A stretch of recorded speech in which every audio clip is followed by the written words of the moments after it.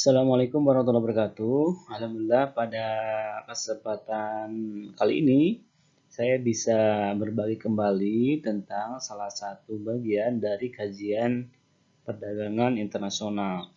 Pada kali ini saya akan akan berbagi tentang devisa. Nah, ini outline-nya. Jadi ada 4 hal yang akan disajikan pada video kali ini. Pertama adalah pengertian devisa. Devisa itu apa? Kemudian fungsi devisa buat apa? Kemudian sumber devisa dari mana saja? Kemudian kegunaannya apa? Jadi ada 4 hal yang akan dikaji dalam video kali ini. Keempat hal ini ada dalam buku saya ini, terbitan Grafindo untuk yang kelas 11 atau yang nomor 2. Pembahasan pertama, kita mulai dari pengertian devisa. Devisa itu apa? Ya, pengertian devisa. Nah, di media tulis, media massa, kita pernah mungkin dapat informasi bahwa TKI, Tenaga Kerja Indonesia, atau dikenal juga dengan PMI sekarang, ya, Pekerja Migran Indonesia. Pekerja Migran Indonesia dikenal sebagai pahlawan devisa. Kenapa pekerja migran Indonesia disebut sebagai pahlawan devisa? Apa itu devisa sesungguhnya? Kemudian kalau ada ekspor barang, nah itu juga menghasilkan devisa. Apa sesungguhnya devisa itu? Kalau impor, nah justru ini akan mengurangi devisa. Jadi intinya apa itu pengertian devisa? Nah, devisa dapat diartikan sebagai semua valuta asing yang mempunyai daftar khusus resmi di Bank Sentral atau di Bank Indonesia. Ya, jadi semua valuta asing yang mempunyai daftar khusus resmi di Bank Sentral atau di Bank Indonesia. Nah, berikutnya ada juga yang memaknai devisa itu adalah alat pembayaran internasional, ya, berupa valuta asing atau bisa juga berupa emas. Nah, itu devisa. Nah, pertanyaan berikutnya, apa itu valuta asing? Valuta asing itu adalah semua mata uang asing yang beredar di dalam negeri suatu negara. Jadi mata uang asing misalkan dolar, ya, pound sterling, euro yang ada di Indonesia itu namanya falas atau valuta asing. Ya, itu yang dimaksud dengan devisa dan valuta asing. Nah, berikutnya kita masuk ke fungsi devisa. Apa sesungguhnya devisa itu fungsinya? Kenapa suatu negara mengumpulkan devisa? Sehingga kita mengenal ada yang disebut dengan cadangan devisa. Pertama, fungsi devisa itu adalah sebagai alat pembayaran internasional. Jadi ketika kita ingin mengimpor beras dari luar negeri, ingin mengimpor kendaraan, smartphone, laptop dari luar negeri, maka dibayarnya itu dengan valuta asing. Nah, valuta asing tadi yaitu salah satu bentuk devisa itu, ya, devisa. Tadi disampaikan dalam pengertian. Maka ketika ada transaksi internasional, alat tukarnya, alat pembayarannya adalah devisa ini. Sehingga otomatis kalau ada impor akan mengurangi devisa. Kalau ada ekspor akan menambah devisa. Yang kedua, sebagai alat pembayaran utang luar negeri. Jadi kalau Indonesia pinjam ke Amerika, ke Cina, ya, ke Jepang, nah, cicilannya itu dibayar menggunakan devisa. Ya, menggunakan devisa. Tidak mungkin menggunakan uang rupiah, pasti harus menggunakan devisa. Nah, pasti akan mengurangi devisa. Artinya semakin besar utang negara ke luar negeri, maka cicilannya itu akan menguras devisa karena dibayarnya dengan menggunakan devisa. Yang ketiga, sebagai alat stabilisasi mata uang suatu negara. Ya, jadi nilai tukar mata uang suatu negara, misalkan rupiah, ya, nilai tukar rupiah terhadap dolar misalkan. Nah, itu kan berfluktuasi naik turun. Naik turunnya nilai tukar mata uang dalam negeri terhadap luar negeri tergantung kepada persediaan, ya, tergantung kepada persediaan palas, salah satu faktornya. Ya. Menguatnya palas, menguatnya mata uang asing, ya berarti melemahkan mata uang dalam negeri dan kebalikannya. Sehingga untuk mengatur stabilisasi mata uang suatu negara, maka diatur juga ketersediaan mata uang asing atau kesediaan devisa. Ya, itu sebagai alat stabilisasi mata uang suatu negara. Nah, yang melakukan pencatatan, yang berperan untuk mengatur stabilisasi nilai tukar di Indonesia adalah Bank Indonesia. Jadi yang berperan sebagai stabilisator mata uang itu Bank Indonesia kalau di Indonesia. Berikutnya, fungsi devisanya adalah sebagai alat transaksi pembiayaan hubungan dengan luar negeri, seperti membiayai kedutaan. Di setiap negara besar, terutama Indonesia memiliki perwakilan. Ada kedutaan besar Indonesia di Malaysia, ada kedutaan besar Indonesia di Jerman.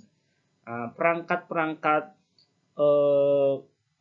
staf di situ, kedutaan besar di situ tentu kan ada aktivitas, ada kegiatan, ada juga penggajian.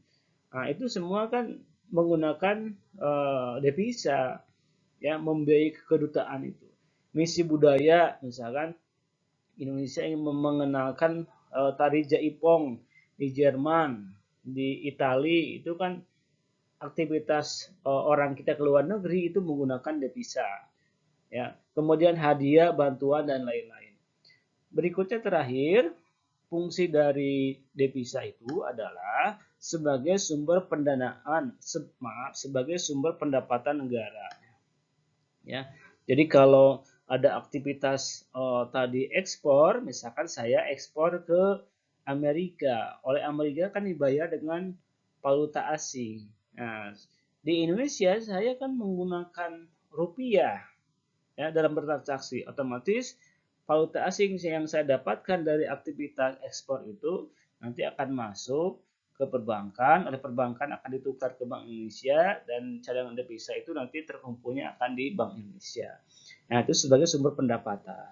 Ya, itu fungsi dari devisa. Nah, berikutnya adalah kegunaan devisa. Apa itu kegunaan devisa? Ya. Yang pertama adalah membeli barang atau jasa dari luar negeri. Jadi kalau Indonesia ingin melakukan impor dari negara luar, maka pembayarannya pasti menggunakan valuta asing. Di mana valuta asing itu tadi merupakan devisa tadi itu, ya. Dalam pengertian devisa tadi sudah disampaikan. Yang berikutnya membayar utang pokok serta bunga utang luar negeri. Jadi membayar utang ke luar negeri itu menggunakan valuta asing. Pembiayaan kegiatan perdagangan luar negeri. Jadi kalau ada pembiayaan aktivitas di luar negeri menggunakan valuta asing. Kemudian membiayai perwakilan di luar negeri, kedutaan, konsul, dan lain sebagainya. Kemudian membiayai atlet, misi budaya, studi banding, dan lain sebagainya. Aktivitas-aktivitas misi orang Indonesia yang melakukan aktivitas di luar negeri itu menggunakan valuta asing. Ya, valuta asing yang terdaftar resmi, dicatat di Bank Indonesia, yaitulah salah satu bagian dari devisa yang tadi dijelaskan. Nah, itu kegunaan devisa. Berikutnya, suatu negara itu mendapatkan devisa dari mana saja, ya, atau sumber devisa dari mana saja. Nah, sumber devisa itu pertama adalah dari kegiatan ekspor. Jadi kalau ada eksportir, negara pengusaha yang mengirim barang, menjual barang ke luar negeri, pasti akan menghasilkan devisa. Ya. Berikutnya sektor pariwisata. Banyaknya turis asing yang masuk ke Indonesia, misalkan ke Bali, ke NTB, pasti akan menambah devisa karena mereka membawa valuta asing dari negaranya, kemudian ditukarkan di Indonesia agar mereka bisa melakukan aktivitas pembelian, pembayaran di Indonesia. Maka semakin banyak turis asing yang masuk, ya, untuk berkunjung ke daerah wisata di Indonesia, akan menjadi sumber devisa bagi negara. Berikutnya pinjaman luar negeri tentu ya, kalau Indonesia pinjam ke Jepang atau ke lembaga internasional IDB, ke Bank Dunia, ke World Bank ya, pasti akan diberikannya dalam bentuk valuta asing atau devisa itu tadi. Kemudian investasi asing, orang Korea, orang Cina yang mendirikan pabrik di Indonesia, mendirikan perusahaan di Indonesia, menanamkan modal di Indonesia, baik modal langsung ke sektor real, misalkan mendirikan pabrik, atau yang tidak langsung melalui pasar modal, misalkan yang mereka bertransaksinya menggunakan valuta asing. Kemudian PMI ya, PMI atau TKI. PMI itu pekerja migran Indonesia atau istilahnya dulu TKI. Mereka bekerja di luar negeri, tentu dibayarnya dengan valuta asing. Mereka kembali ke Indonesia, maka valuta asing itu akan ditukarkan ke bank. Oleh bank akan ditukarkan ke Bank Indonesia. Oleh Bank Indonesia dicatat disimpan sebagai cadangan devisa. Nah, berikutnya hadiah atau bantuan atau sumbangan luar negeri. Ketika negara asing atau lembaga internasional memberikan hadiah, memberikan bantuan, pasti memberikannya itu dalam bentuk valuta asing. Ya, dan valuta asing itu masuk menjadi devisa. Kemudian penerimaan dividen serta bunga dari luar negeri. Kalau ada perusahaan atau negara memiliki saham di perusahaan luar negeri, ya, maka setiap tahun akan mendapatkan dividen. Ya, kalau dividen itu apa? Dividen itu adalah bagian dari keuntungan perusahaan yang dibagikan kepada pemilik saham. Dibagikannya 1 tahun sekali setelah ada rapat umum pemegang saham. Laporan tahunan disampaikan dalam RUPS atau rapat umum pemegang saham, setelah itu dibagikan dividen kepada para pemilik saham. Ya, pasti dibagikannya dalam bentuk valuta asing kalau perusahaannya di luar negeri. Ya, saya menanamkan modal misalkan di perusahaan di luar negeri, pasti dividennya berupa valuta asing. Atau bunga, saya punya saham di perusahaan asing, kemudian saya ikut trading, nah, jual beli saham yang saya miliki itu. Nah, kalau jual beli nanti akan dapat capital gain, semacam margin dari keuntungan jual beli saham. Ya. Atau juga bunga, ya, kita meminjamkan atau menanamkan di perusahaan di luar negeri, nanti dibelinya, dibayarnya, ya, kita mendapatkannya itu adalah berupa valuta asing. Nah, terakhir ini, dalam ekonomi Islam, prinsip yang terkait dengan devisa apa? Prinsip devisa dalam pandangan ekonomi Islam, pertama dilarang devisa dijadikan sebagai komoditas. Ya. Jadi tidak boleh kita menjadikan devisa atau dalam hal ini adalah valuta asing misalkan ya, jadikan komoditas. Komoditas itu artinya dijual belikan. Kalau ditukarkan boleh, tapi kalau dijual belikan di mana objeknya adalah uang, dalam hal ini adalah uang asing, tidak boleh. Ya, tidak boleh. Tidak boleh ada objek transaksinya itu adalah alat pembayaran berupa valuta asing. Yang boleh adalah valuta asing dijadikan sebagai alat pembayaran, bukan komoditas. Kemudian dilarang ihtikar. Ihtikar itu penimbunan. Ya. Ihtikar itu penimbunan. Jadi menimbun dengan misi spekulasi, dengan niat ingin mencari keuntungan dari penimbunan itu. Nah, itu ihtikar tidak boleh. Kemudian goror. Ya. Goror itu artinya di situ ada ketidakpastian. Ya, dilarang kita bertransaksi dengan menggunakan devisa di mana di dalamnya terdapat goror. Ya, goror itu bisa dimaknai sebagai spekulasi, bisa dimaknai sebagai penimbunan, ya, ketidakpastian. Kalau penimbunan ihtikar, goror ketidakpastian.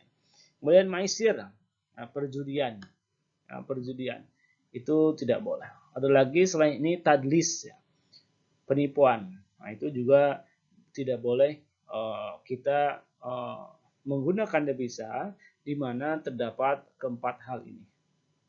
Itu prinsip-prinsip umumnya. Nah, terakhir saya ingin merekomendasikan apa yang saya jelaskan itu ada di buku saya, yaitu buku yang kedua ini. Ditulis oleh saya dan Diana Nurdiansah, diterbitkan oleh Grafindo Bandung. Mudah-mudahan bermanfaat, bisa diakses di toko buku online atau langsung ke penerbitnya. Demikian video kali ini, semoga bermanfaat. Jika dirasa bermanfaat, silakan share atau berikan komentar di kolom komentar. Wassalamualaikum warahmatullahi wabarakatuh.